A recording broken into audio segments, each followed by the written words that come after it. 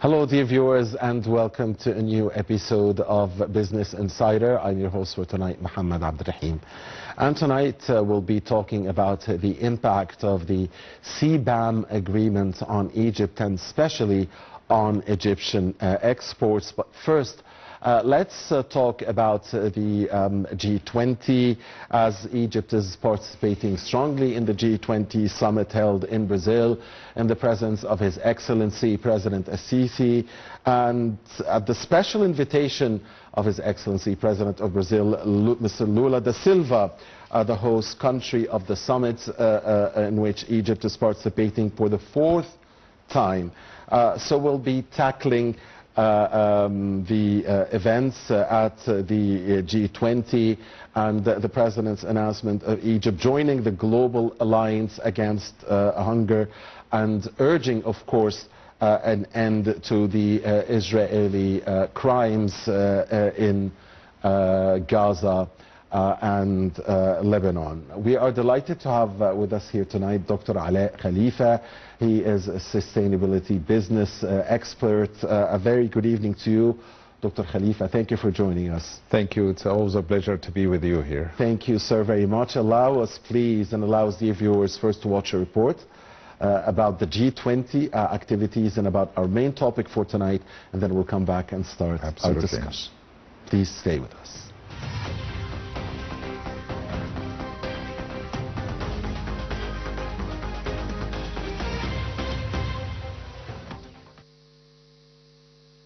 The 18th round of the G20 summit held in Rio de Janeiro, Brazil on November 18th and 19th, 2024 brought together world leaders to address pressing global challenges. Under Brazil's presidency, this summit focused on themes such as combating hunger, poverty and inequality, as well as the wars in Lebanon and Gaza, as well as Ukraine. Leaders discussed the global economic outlook, including concerns about inflation, recession risks and supply chain disruptions. They emphasized the importance of coordinating policy responses to mitigate those challenges. The summit highlighted the urgent need to address climate change and transition to a low-carbon economy. Leaders reaffirmed their commitment to the Paris Agreement and discussed strategies to accelerate climate action. The G20 leaders acknowledged the importance of sustainable development and emphasized the need to balance economic growth with environmental protection. They discussed initiatives to promote sustainable agriculture, clean energy and inclusive growth. The summit explored the opportunities and challenges presented by digital technologies, including artificial intelligence and cybersecurity. Egypt, as a guest country, participated in the G20 summit. The Egyptian delegation highlighted the country's efforts in addressing climate change, promoting sustainable development and fostering regional cooperation. In his speech during the summit, President Abdel Fattah al-Sisi underscored the need for mobilization of political will to reorient global priorities, as well as the renewed commitment to the Sustainable Development Goals. The head of state added that such a political will is necessary to address the current challenges, primarily the aggravation of conflicts, the widening development, the digital and knowledge gaps, underfunding, the debt crisis in developing countries, as well as the failure to meet official development assistance and climate finance commitment. As the global landscape continues to evolve, the G20 remains a critical platform for international cooperation. The next G20 summit will be hosted by India in 2023.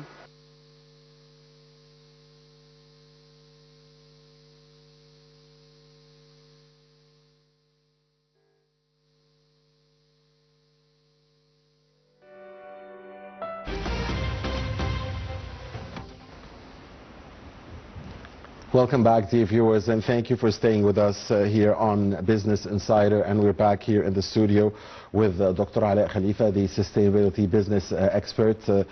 Thanks to Rasha Abdelhamid and Abid Hussein for the report. So, starting with the G20, Dr. Khalifa, now President Sisi announced Egypt's joining of the Global Alliance against hunger and poverty.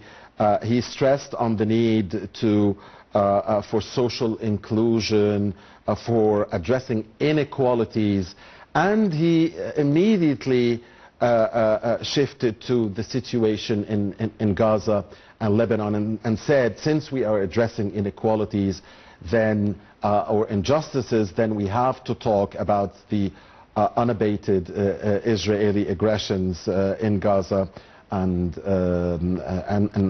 the occupied Palestinian lands and Lebanon.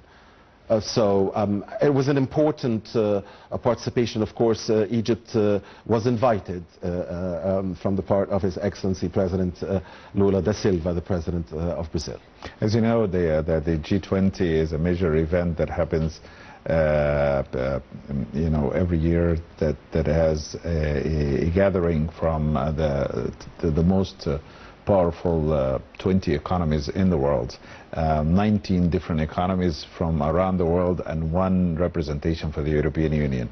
And every year it addresses different issues, different stressing issues, whether on the planet, on the economic side, or whether on the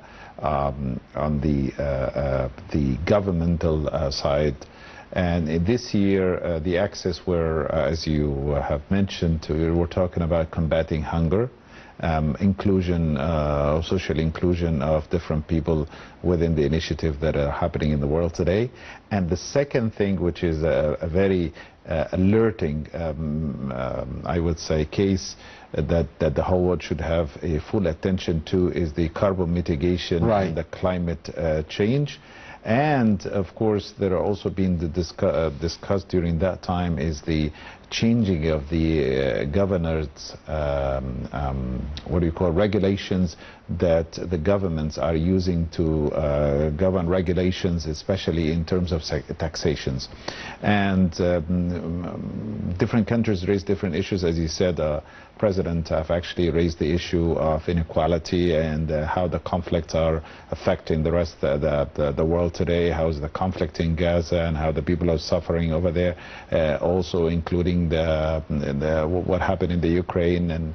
And so the whole world should have a bit of attention, or these economies, how to sustain those people living in these war zones, and how we will be able to help our planet to recover by increasing our efforts of forestation and banning deforestation. And this is why different countries, including our country or our economy and other economies and the European Union, are taking steep measures in order to combat climate change.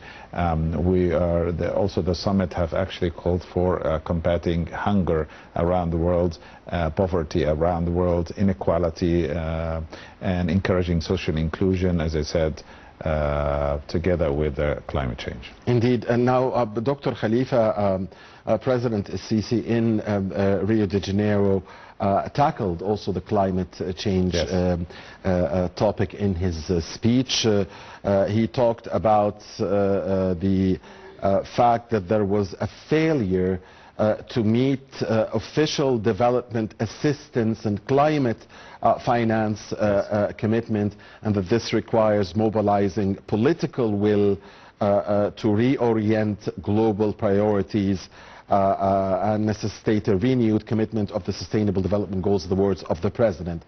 Now, this is also happening at a time when COP29 is taking place in Baku, Azerbaijan, and we remember, of course, Egypt's great success in COP27 in Sharm el-Sheikh 2 years ago, and the fact that Egypt led the calls for again addressing inequalities and again for the developing nations to have reparations, because they are not the ones causing playing the bigger role in polluting Earth, but they are the ones who are paying the price. Let me tell you something about the climate change issue. Let me put it in a very simple terms. Egypt as a carbon footprint is 0.63%, which is not even 1% of the global emissions. or greenhouse gas emissions, which is a very small footprint, yet we still have a commitment which is called the NDC, or National Determination Commitment for countries, in order to decrease our emissions by 220 million tons of carbon dioxide. Anyway, Egypt has taken major steps in reducing or being committed to their NDC commitment by 2030, but countries or economies of the world have actually committed themselves to help other countries who are struggling, with their industry or with their development, with enough funds, enough social support, in order to help transforming communities for green, sustainable, practices, helping people to reduce their carbon footprint, helping industries to reduce their carbon footprint. There's always been a battle between growth in different countries of the world, like economic growth, and being very committed and compliant to environmental rules and sustainability. And so the only way out of this is to help these economies, foster by giving them the right aids, by putting the right support funds in order to help these industries foster. And that's what we did. And President Sisi, when he calls out for this, he actually means that industries at this stage need the support, the economical support, especially for countries that are growing.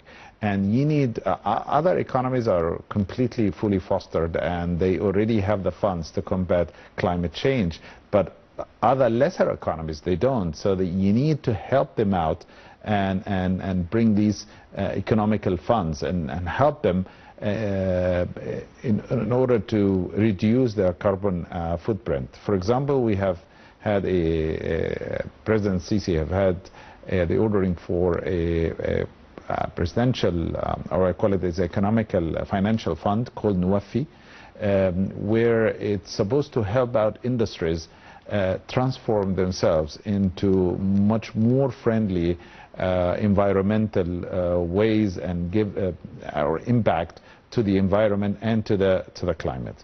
So I think we are taking very serious steps. The only frustration is that some other countries are not taking the same serious steps. And this is where it comes to, for our country to be compliant with the treaties such as the CBAM Treaty, the Timber Treaty, and many other treaties where we became one of the first signatories, even though we don't have the largest carbon footprint. But we still respect international treaties, and we still want to collaborate. We know how important is the planet, and we know that greenhouse gas emissions is extremely dangerous for the well-being of the planet and for the people living on Earth. So it's important that we take very serious steps. We are also very committed towards net zero. We are very committed to, which is an initiative to have zero emission by 2050. I think our government is taking things in a very, very serious way, especially Ministry of Environment, Ministry of Industry, which is playing a pivotal role, amazing role in getting things on the right track, especially for controlling carbon emissions, especially for establishing a voluntary carbon trading platform in which people can trade carbon credits.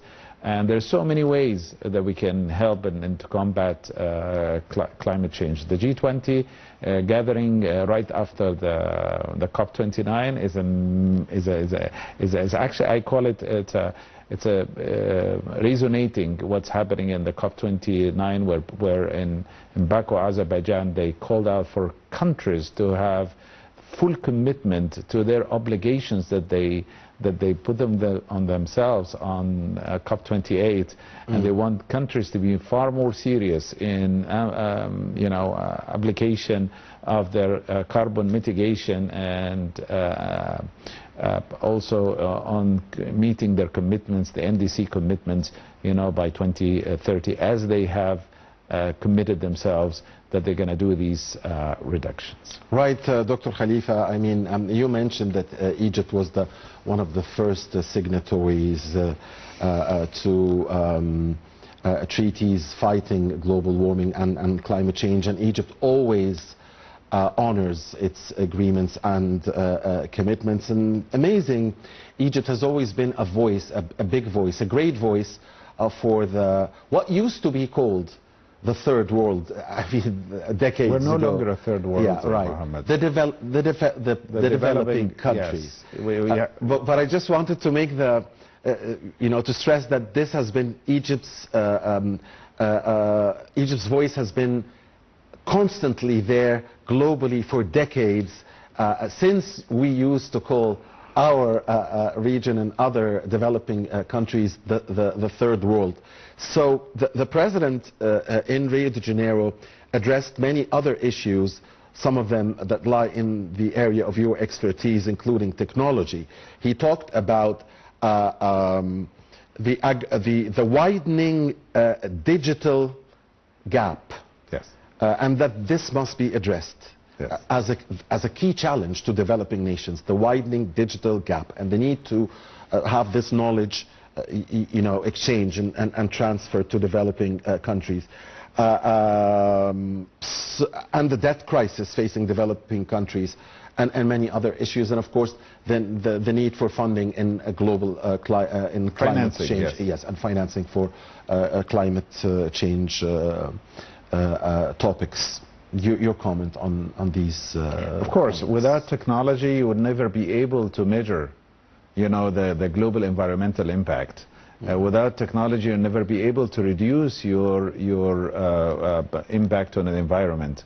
Without technology, you'll never be able to adopt more friendlier ways to have a sustainable economy. So what President Sisi have actually raised is extremely important, that there is a gap in technology between the different countries and other countries which are extremely advanced in technology, that they utilize this technology in order to help their carbon mitigation efforts, and other newly developing countries that are dependent on industry to have their economies thrive.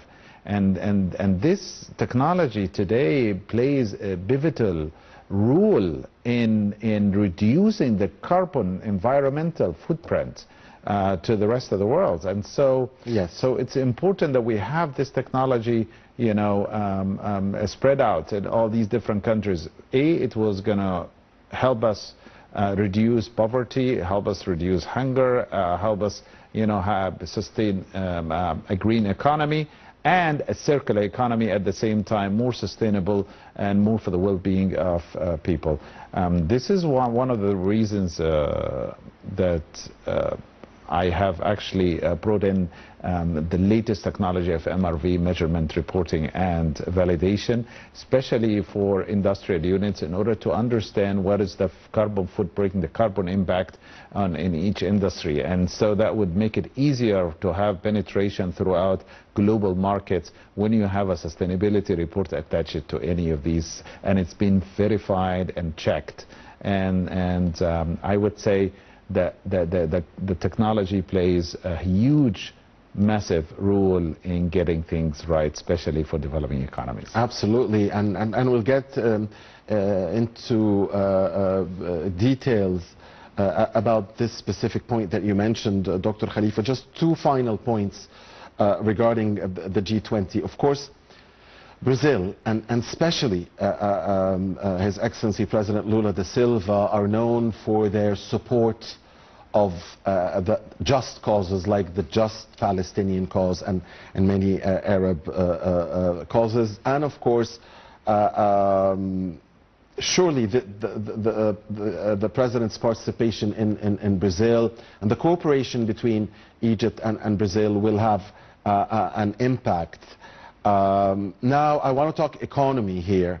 How can Egypt benefit from its participation in the G20 when it comes to the economic side, its potential exports, especially in the field of again, new and renewable energy in light of the world's trend in this direction, and Egypt's will to move in this direction?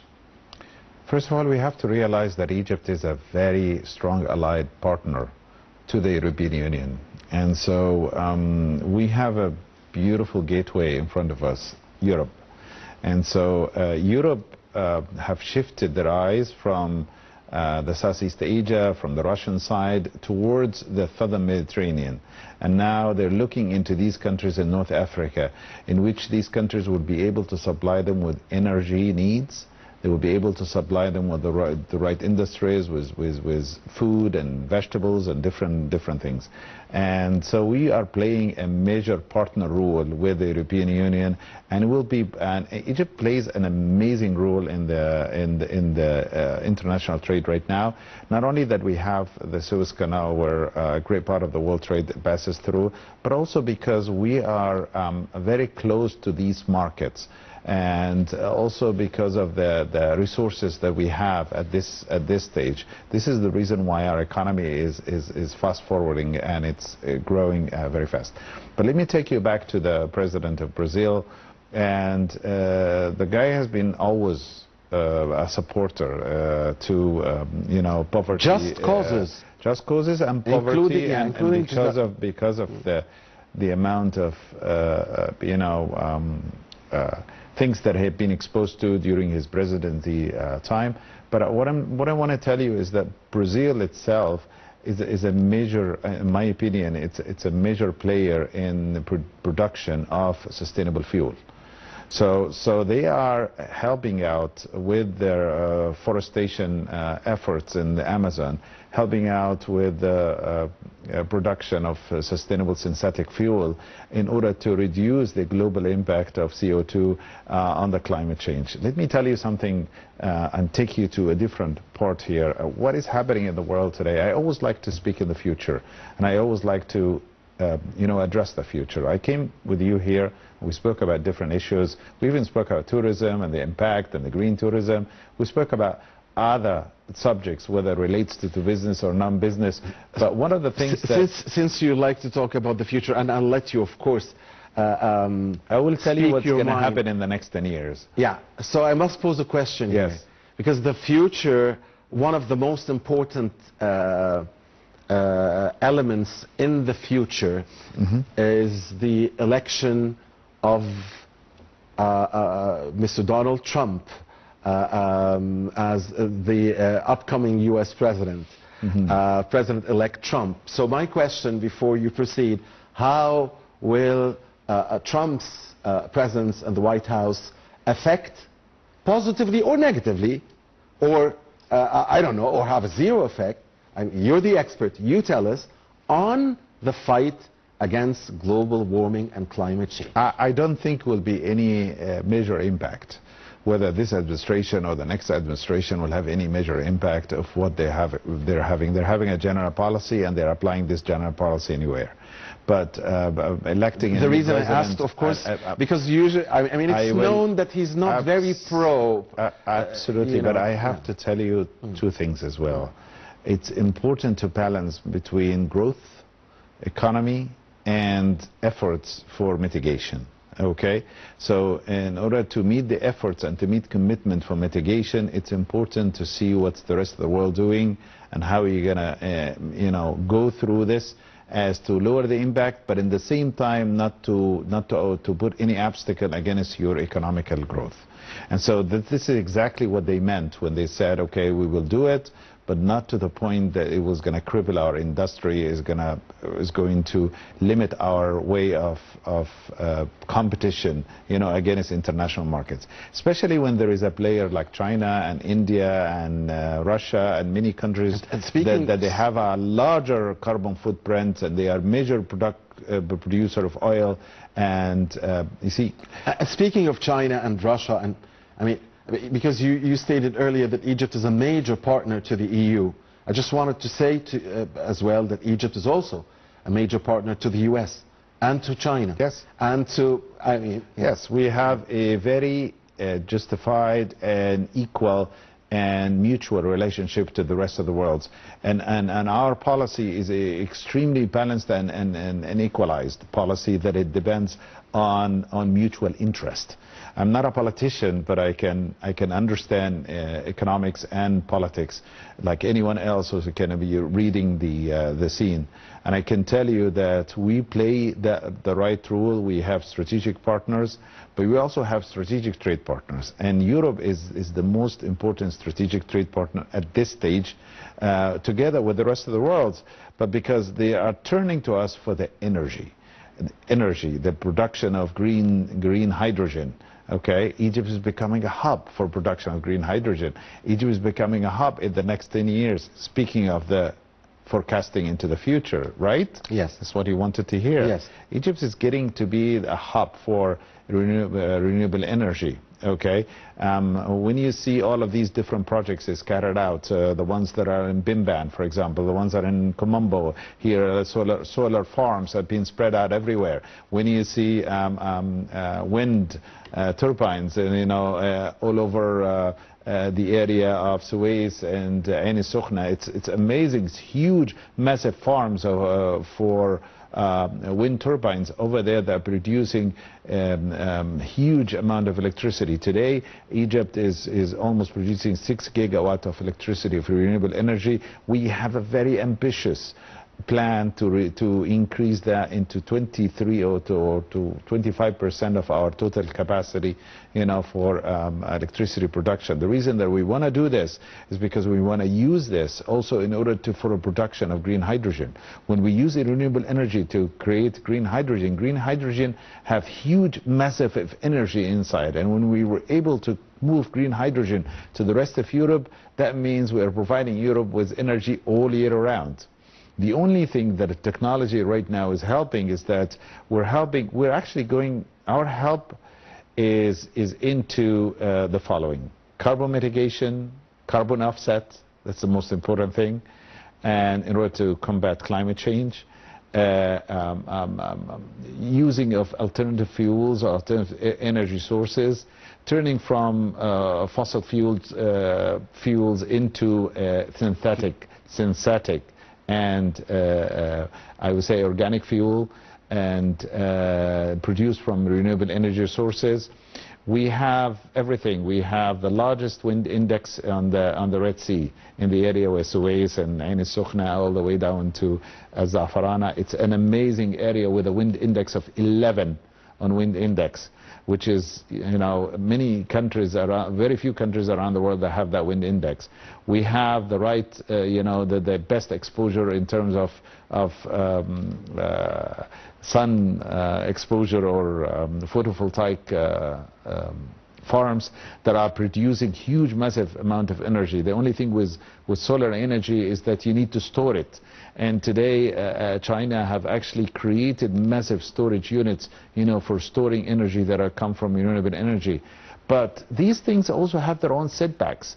The setbacks of not on a day that you don't find the right wind, on a day that you don't find the right, illumination from the sun. So we have to have another alternative way that helps out in fighting global impact on global change on the weather, is to have alternative fuels, is to get things like the green hydrogen, is to also have biodiesel, production of biodiesel from plants, is to have also spread out of electric cars everywhere. What do you think Egypt is spending so much on reforming their infrastructure, especially when it comes to transportation? It's because we want to lower our impact that comes out from fossil fuel, combustion.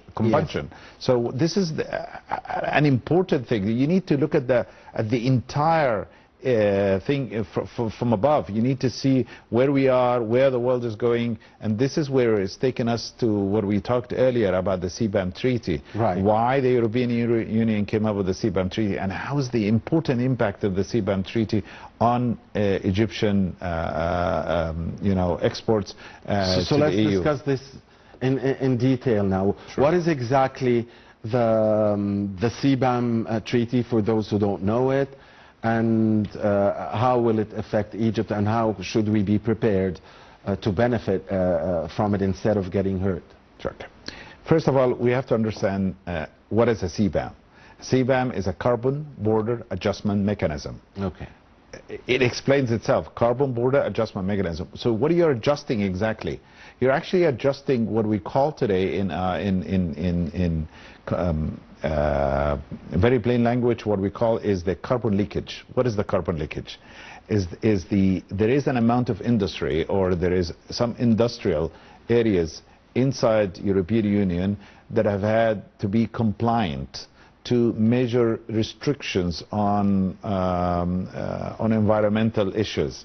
So in order to be compliant, especially if you are an industry leader, you need to have a sustainability report about your carbon emissions. You need to use more green methods and for environmentally friendly. You need to do carbon mitigation by doing carbon trapping. You need to have the latest technology implemented as to MRV technologies for measurement, reporting and validation of your carbon emissions. You need also to turn into your carbon into renewable energy sources, especially when it comes to energy, especially when it comes to fuel. You need to use other alternative ways of fuel and refraining from the other types of fuel that are more polluting into and helping out the green gas emission phenomena. So in Europe has been doing this for years, and then all of a sudden they noticed that a lot of importers are bringing products into the European Union that are manufactured in countries that are not abiding with these sustainability the rules, and they are not, and the carbon emissions that are used in building these or getting these products to be manufactured is huge, the carbon impact. So their expense, their investment on getting these productions to the right line is way less than the counterparts in Europe. And this is why this is what we call today is a carbon leakage. It's things with a higher carbon footprint are being leaked into the borders of the EU, who already have the similar productions but on a lower carbon footprint, and that's what they call the carbon leakage. So the European Union came in August 2023 with the carbon border adjustment mechanism. What it is, Europe, since many years ago, they have a system that's called cap and trade. Cap and trade. Okay, so what is the cap and trade? Every production, every produced material, they have a carbon footprint, and the carbon footprint is actually divided into two things. One is called direct emissions, and the other thing is indirect emissions. So the direct emissions comes from the manufacturer itself, from the things that have used into the resource itself, the ore itself, the way how it's been manufactured, and the indirect emissions, you're talking about the electricity, the fuel, the things that are the transportation. These are called the indirect factors. So what happens is that when you bring it to the European Union, or when you produce it, actually, each of these materials, they have a cap of carbon footprint. When the carbon footprint is above the cap, then they charge you carbon tax. Okay. So the carbon tax in this case is that you will have to pay to the governments either a tax or to buy what we call a carbon credit. So Europe have built something called the ETS, European trade of emissions. European trade of emissions. It's like a big process. It's a big trading platform, European trade of emissions. So what they do is, if you have a carbon footprint above the cap, you go and buy carbon credit. So carbon credit means you buy what we call a carbon certificate, that it's a credit from somebody else who actually have a lower carbon footprint. If you do have a lower carbon footprint, your emissions of carbon is less, then what you can do is that you can have carbon credit certificates issued at your name. So somebody else who has a higher carbon footprint can come in and buy this certificate from me. Right. And so this will help the industries that are compliant to foster more into environmental practices. It's like a penalty or a fine. And it's like a reward for to those who are less. exactly. Yeah. So you got it right. Yeah. Okay. So that's the system of cap and trade, and that's the European trade emission system, which has been running for years now. And European countries, of course, they get all of these, they collect all of this money. The all-important thing is not to get a red card. Yes. So what happens is that these companies, and they have huge, massive restrictions. So what they did, they asked the European Union, let's do a carbon border adjustment mechanism. Let's adjust it to those who are bringing things into our borderland. So what Europe did, they issued that law, and the law is actually telling those exporters, okay, that anything that comes into the European Union must have a environmental reporting. This reporting is important. You must be measured, reported, and validated of the carbon footprint. If it's higher than the carbon footprint of the European Euro cap, then you will have to buy. You will have to pay taxes. Yeah, a fine. A fine, not a fine. In this case, you'll have to buy what we call a CBAM certificates, which is like a tax. Yeah. Okay. And if it's less, then you can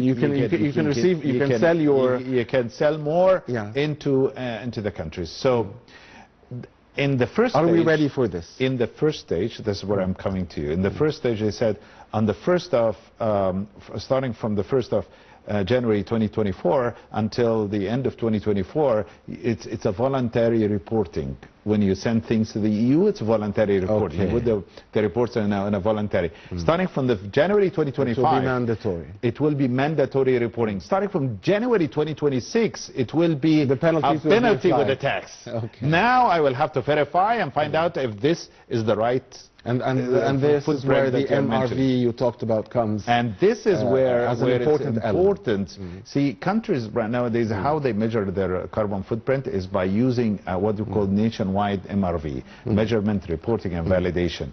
And so what happens is that it's important that you collect all of this data and aggregate these data and use it in order to report to the EU. And the same thing, if you have it within your own unit, industrial unit, you know, an MRV that will be able to measure, report, and validate your reporting, then you can show strong evidence to the European Union and to your importers that you have the right carbon footprint, which is a credible carbon footprint. And the other thing which is important is that technology is extremely complicated. You're talking about IoT of things, you know, IoT, Internet of Things, you know, IoT sensors are into the industrial areas, and then computer vision that watches the industrial process. And then all of this takes the data and put the data into a huge SCADA IoT hub that process the data and then takes the data and start measuring this data and then store the data into a blockchain. Blockchain is an immutable ledger, which means you cannot tamper with it. So when you put it in the blockchain, then you can actually combine the three of them together, the IoT with the IoT hub, with the database, with the data mitigation, Dr. Khalifa. And then report it at the end of the day to the authorities, to your countries, to the importers. And England have had their CBAM, you know, similar treaty issued last month. US is having their own this month. China is having their own. The so it's going to be global. It's a global thing. So we are getting ready. So the CBAM, just two things you have to understand. On the first stage of the CBAM, because they are applying the CBAM treaty on three scopes: Scope 1, Scope 2, Scope 3. On these different scopes, one with the carbon, with the direct emissions, one with the indirect emissions, and the other one with the supply chain. Today they applied with the first two, Scope 1 and 2, but with the third one, the supply chain, is not yet fully applicable because it's extremely complicated. You need to create a digital passport for that. But there are five major industries where they applied the first stage of the CBAM on what kind of imports that comes into the EU. And the first one is aluminum and fertilizer, and cement and steel, and electricity and hydrogen. But electricity and hydrogen are imposed now, so you have cement, you have fertilizer, steel. How much Egypt is through these 4 industries is actually Egypt is exporting a lot from these industries to Europe. To Europe. How much we are? There are 20 countries that are affected by this treaty, especially for those industries, major industries. And these 20 countries, starting, you know, you're talking about China, you're talking about India, you're talking about Brazil itself, you're talking about different countries that are around us. But us as a country, we are exporting 3.6 billion euros of exports of these 4 industries every year. And I have to tell you that 50% of that is for fertilizers. Because Europe turned to us as a major source of fertilizers, you know, in the last year alone. Okay, so we are exporting a lot, and we have an amazing opportunity to export more if we are more compliant. And Europe, so there is awareness. They are going to add 12 different other commodities to these. So I understand from your words that there is awareness here, and that we are trying to spread the awareness. Okay, and that we are getting. I'm trying to spread the awareness. I made a lot of seminars and workshops about the whole thing. I met with different government entities, and the amazing thing is that all of our government entities are aware of that. Good. Ministry of Environment, Ministry of Industry, and Ministry of Industry is making huge, massive efforts behind the scenes. Did I deduct correctly from your words that Egypt could benefit from this agreement more than it could? Absolutely. You can reverse the impact. Right. How you reverse the impact? Think of it this way. You are an importer. Because others who compete with us in the industries that export to Europe have a larger, think of it this way, footprint of carbon. That's what I understood from you. No, not only this, but think of it this way. I'm an importer. I import from 2 major exporters around the world. One is compliant with the CBAM treaty, the other one is not compliant. So I will get from the compliant one. So that's why we're trying to educate, you know, industry leaders that it's important to be compliant, whether it's for the CBAM or not. It's important to be compliant. It's important to start doing carbon trading. It's important to realize your environmental impact, because if you don't comply with the CBAM treaty, you don't comply with the rest of the climate change policies, and that is going to impact you, the way how your product is going to be spreading out, not only internationally but also locally, because Egypt is having very soon their CBAM, you know, regulations that will put a certain cap. You know, how much of carbon emissions, you know, when you're talking about cement factories, for example. Cement factories, their carbon impact. So we'll have our own incentives and fines. And absolutely, absolutely, with a voluntary carbon trading platform, with mandatory ones. So we're expanding, and I'm telling you this as a final word before we conclude this. I know you are out of time, but you have to understand that, and thanks to His Excellency Kamel Wazir, that he is a Minister of Transportation and Industry. You have to understand that a huge, massive efforts are done in this ministry and with the Ministry of Environment as well, in order to do things, educate and build the right platforms for trading and get people to, you know, comply and help them to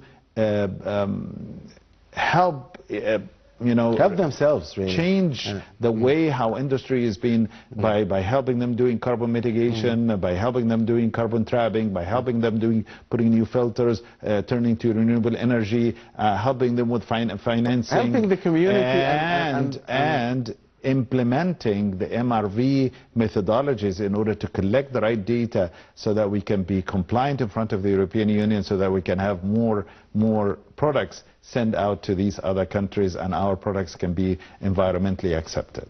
Thank you very much, Dr. Alaa Khalifa. It's been a great pleasure, really.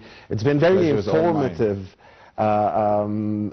So, as always, we thank Dr. Alaa Khalifa, the sustainability business expert, for being with us here tonight. Absolutely. Thank you, sir. And we thank you, dear viewers, for watching Business Insider. Please stay with Nile TV.